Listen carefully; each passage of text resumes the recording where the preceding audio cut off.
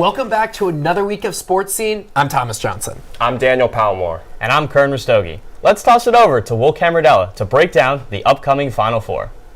Through 4 rounds of play, the NCAA tournament has been one of the wildest in recent memory. For the first time since 2011, no number 1 seeds have advanced to the Final Four. In fact, this will be the first Final Four ever for San Diego State, FAU, and Miami. So let's take a look at what I think is going to happen en route to the national championship. First game we're going to talk about, San Diego State versus FAU. FAU trying to become the lowest team to ever win a national championship, but they're not going to do it. I'm going to put SDSU into the final. And why? SDSU has a great amount of size, and they really know how to play defense. Opponents in this tournament playing SDSU have scored an average of 20 points below their season average. FAU runs a lot of guards in their lineup. They're too small. They won't be able to keep up with SDSU and score it on consistently enough to get to the championship game. On the other side, a little more of a marquee matchup, Miami taking on UConn in a 4 versus 5. UConn has demolished teams on their way to the Final Four, but they're not going to do it to the U. Miami moves out of the final. I love their point guards. Isaiah Wong has had an outstanding season for them, outstanding over 16 points a game. USC fans remember him. And also, Jordan Miller is shooting 70% from the field since the round of 32. They have such great guard play, and they know how to win more tight games than UConn. UConn hasn't played a tough game. Miami had to come back from a double-digit second-half deficit to beat Texas. They're more battle-tested. They're going to show it off when it really matters in Houston, which takes us to an SDSU Miami championship game. And again, we're going to go with Miami to win it all. Why? Because Miami knows how to score and exploit SDSU's weakness, which is their lack of offense. SDSU only has 1 player on their entire roster who averages over 10 points a game. And when it comes to this tournament, a lot of team seasons have ended on very long scoring droughts. SDSU's already shown they can have one of those in the Charleston game in the first round. And while Charleston couldn't score enough to exploit it, Miami certainly will. We're going to take the Miami Hurricanes to cut down the nets in Houston on Monday. So when it comes to picking a national championship, I'm all about the U. But let's go back to the desk to see what the other guys think about this Final Four. Yeah, me personally, I really like Miami. He mentioned their guard play. I'd also like to mention Norchad Omier. He's their big man. He's their forward. There was worries about him not necessarily being healthy for the tournament. He's looked great all year. You might worry a little about Miami's size. They're a little undersized, especially going against Adama Sanogo for UConn. But I haven't seen a single big man the entire year who's been able to outwork Norchad Omier and the Miami Hurricanes. I have to take UConn. I agree. Whoever comes out of that UConn-Miami game will win the whole thing. But it has to be UConn. Will, you mentioned it yourself. Miami had a 13-point second half deficit against Texas. They had to come back from that. UConn dominated in their Elite 8 game. They beat Gonzaga 82-54. They dominated that game. I expect them to dominate Miami again. Will, you brought up some really great points about that Miami team, but I'm looking at this Florida Atlantic SDSU game. To me, what March Madness is all about and what has been proven it to be about throughout this tournament is who can win close, tight games when the moments are tough. And Florida Atlantic obviously coming in 11 straight victories rolling into this game. Teams are always on a roll heading into the Final Four because of the elimination style tournament. But their largest margin of victory in the tournament has been 8 points. I just like what they're doing in close games this tournament. And when I look at San Diego State's last matchup against Creighton, they won on the free throw line. A lot of people had problems with that game being decided by a foul. It was a foul, but I just like how Florida Atlantic has been executing in close games. And I'm going to take them in an upset over SDSU. I'll say one thing about Florida Atlantic. They've been a little fortunate in their path to get to the Final Four. I mean, when you're a 9 seed entering this tournament, you have to worry usually about taking on a 1 in the second round. Fairleigh Dickinson made that not happen. So they got a little fortunate there. And San Diego State, in my opinion, has the most impressive resume win in this entire tournament, taking down Brandon Miller in Alabama. And they completely shut down a seemingly unstoppable team offensively. I think that's going to really play well for them in this matchup. Yeah, I'm definitely going to pick SDSU in that FAU matchup. I picked Alabama to crush them. I'm not betting against them. again. But we'll move away from the court to the baseball diamond. USC Baseball has been on a hot streak as of late, winning 9 of their last 11 games, but were cooled off last night, losing to UC Irvine in extra innings. The Trojans swept Pac-12 foe Washington State over the weekend to bring their win streak up to 5 games before losing to the Anteaters. Come on, that's a sweep right there. Junkyard dog. The Trojan Bats were on fire over the weekend, scoring 25 runs over 3 games against Wazoo. The sweep of the Cougars put the Trojans at 3rd in the Pac-12 standings with a 7-2 conference record. The Trojans will look to regain momentum following the Irvine loss when they go to Utah this weekend to take on the Utes. The Utes are currently in last place in the Pac-12, sitting with a 2-7 conference record. So the Trojans have played 9 conference games so far. We've gotten a good taste of who they are as a team. Do you guys think they finished the season so high up in the Pac-12 standings, or do they drop a little bit? I mean, they may drop a little bit, but this team was expected to finish out of the Pac-12 tournament, a bottom 2 team in the Pac-12, and 3 series in. I can say definitively that will not happen. Under Andy Stankiewicz in his first year, this team has already won 3 Pac-12 series against number 2 Stanford, on the road against Cal, and now sweeping Washington State. They won 2 Pac-12 series all year long a year ago. This is a different USC team, and they should be treated as such. Yeah, I mean, I have to agree with that. USC's offense has been a margin, like, leagues better than they were last year. Last year, the leading home run hitter, Tyler Lozano, had 12 home runs.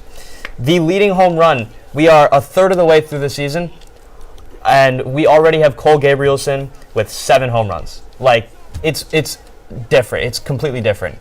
Approaching the pitching necessarily hasn't been that great. However, you have Garrett Clark, who has a sub-2 ERA as our closer, and 4 saves. He seems like he can be rewarded and trust on in high-leverage situations. Just looking at the improvement under this team, under a new coaching regime, getting back to what USC Baseball is supposed to be. 3rd in the Pac-12 is pretty good right now. I'm not sure if they're going to get too much higher than that, so I could see 3rd maybe being a ceiling for them. Well, what's been interesting is the Trojans have played better in conference play. Their pitching, they have a 3.54 ERA in conference play, but their ERA overall is 4.43. They are dominating in the conference. They are playing and winning the games that they need to be winning to finish high up in the conference. And they're definitely not going to finish second to last like the preseason polls projected. They're only getting better. It looks like they're only getting better. And to your point with the starting pitching, it's not just the ERA that's been good. In this past weekend series against Washington State, it was the length as well. Tyler Schramsborg pitched a career-high 7 innings on Friday. On Saturday night's game, Caden Aoki had only pitched 1 game all year in a starting role for USC, none on the weekend, gave him 4 shutout innings. And then Eric Hammond, averaging just 3 innings pitched per start, entering the game, gave the Trojans 5 innings of 2-run ball. They're really coming into their own at the wrong time. This is not the deepest bullpen in the world, but if you get a lot of length from your starters, that won't matter nearly as much. Definitely something to look forward to. But moving on to football, USC's running backs continue to show their versatility during Tuesday's practice. Let's hear what head coach Lincoln Riley has to say about his confidence in the Trojans' backfield. That room's been a real bright spot here in camp. We've been impressed with the older guys in that room that a little bit more kind of known. Certainly their skill set are improving, and then been really impressed with the 2 young guys. They've every day those guys kind of show up and make some big plays. With Travis Dye declaring for the draft, USC's backfield will feature multiple veteran running backs next season and second-year back Raleek Brown. Let's hear from running backs coach Kyle McDonald on how USC's running backs look so far. We've got a chance to be pretty good. I do. I think we got a number of running backs that can go ahead and be physical. You know, we had a short yardage monster in Travis Dye on 3rd down, and somebody's going to have to step up and fill that role. And I think that we got a number of guys that can do it. Guys, coming off the success of last season, as spring practice continues to progress, what are you guys looking forward to seeing from certain players in practice? Defense, defense, defense. At practice yesterday, Caleb Williams brought up Anthony Lucas, the transfer from Texas A&M, who has been doing great on the defensive line. I'm really excited to see what he does. Former 5-star recruit, he's going to be doing great. And also, redshirt freshman Devin Tompkins, Lincoln Riley also brought him up at practice, has shown great size this spring, and he's just doing some great things on the defensive line. They're able to move him around to multiple positions. I'm really excited to see how the defense evolves, particularly the defensive line. I mean, you spoke about Caleb Williams talking about practice. Who's going to catch his passes? We have Jordan Addison's going to the NFL, hopefully in the first round, and it remains to be seen who the number one guy is, right? We saw Brendan Rice in the Cotton Bowl was a monster. Mario Williams coming into the year was the number 2 guy. We'll see if he becomes the number 1. And also Dorian Singer. I mean, he just transferred from Arizona. He put up monster numbers for the Wildcats. Will he be the guy? Also, Zachariah Branch. I mean, number 1 receiver in the country. He's coming to USC. He might get some looks. Looking at the running back position, a guy who's very interesting to see what his role is Raleek Brown entering his sophomore season. Really highly touted prospect for USC and has a ton of talent specifically with his speed. However, it's a very crowded backfield for USC. Austin Jones really showed out at the end of the year after the Travis Dye injury, had over 100 yards in the UCLA and the Notre Dame games. And you bring Marshawn Lloyd in from South Carolina. He was the Gamecocks' leading rusher, scored a lot of touchdowns for them. They're talking about maybe using Brown as a potential slot receiver just to find ways to get touches, but that creates its own problems. You mentioned how crowded this receiver room is. You didn't mention guys like Michael Jackson who had great seasons. Taj Washington's going to fill a big role. And now he's trying to convert himself to a receiver against these guys who have done it their entire lives. I worry that a guy with that kind of talent is sort of going to get lost with all the skill players in this offense. Well, I'd much rather have too many skill players, too many running backs, too many wide receivers than not enough. So I'm really excited how this running back and wide receiver room is going to look. Agreed. It looks like it's going to be a very dynamic offense come the fall. But shifting over to women's soccer, the team faces a challenge after 2 of their seniors, Coy Bethune and Hannah White, transferred to the University of Georgia. Bethune, the All-American midfielder, started all 14 of the games she appeared in last season before she was injured. White started 7 games at the forward position this season for the Trojans. The Trojans will look to replace these losses in the upcoming season. The Georgia natives and youth soccer rivals will return to Georgia to play for former Trojan head coach Kidane McAlpine, who won a national championship at USC in 2016. 2 future Trojans competed in the McDonald's All-American Games this past week. 48 high school basketball players from across the country took the court in the men's and women's games, but it was Juju Watkins and Isaiah Collier who stole the show. Watkins earned co-MVP honors in the women's game after leading Team West to a win 110-102 over the East. On the men's side, Collier was also named co-MVP alongside Kentucky commit DJ Wagner. Unlike Watkins, Collier could not bring the West a win, falling to the East 109-106. That was not the only USC news on the court this week, though. LeBron James' son, Bronny, was also on Team West with Collier and is not currently committed to any college. Collier said he has been trying to recruit Bronny to come to USC all week.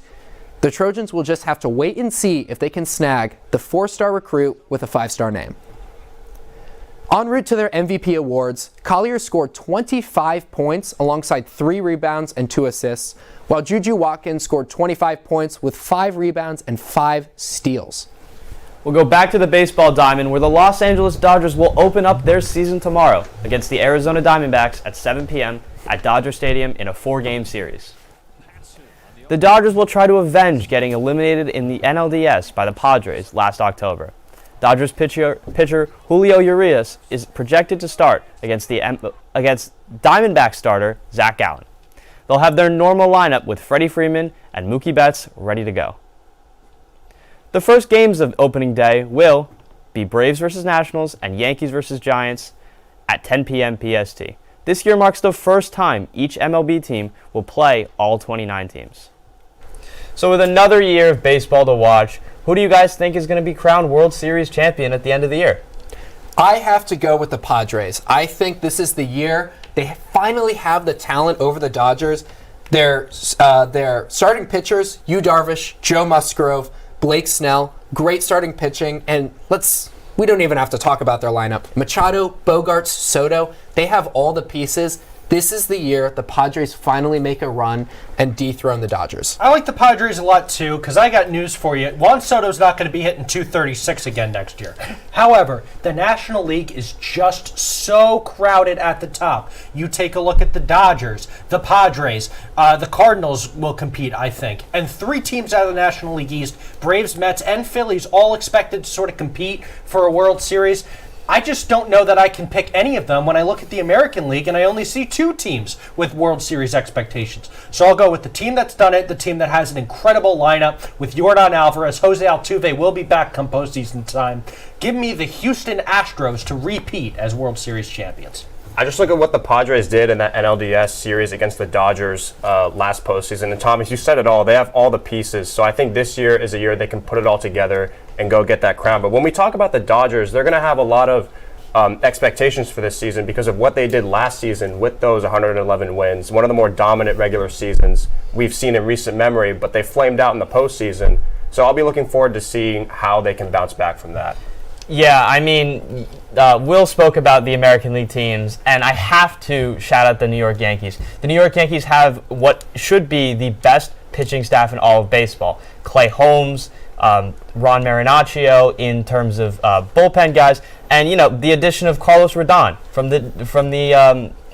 the Giants in the offseason, plus Garrett Cole, who's been one of the best pitchers in the major leagues for the last years. Obviously, we know what their offense is. We know that Aaron Judge is coming off of one of the greatest offensive seasons of all time, breaking Roger Maris's record.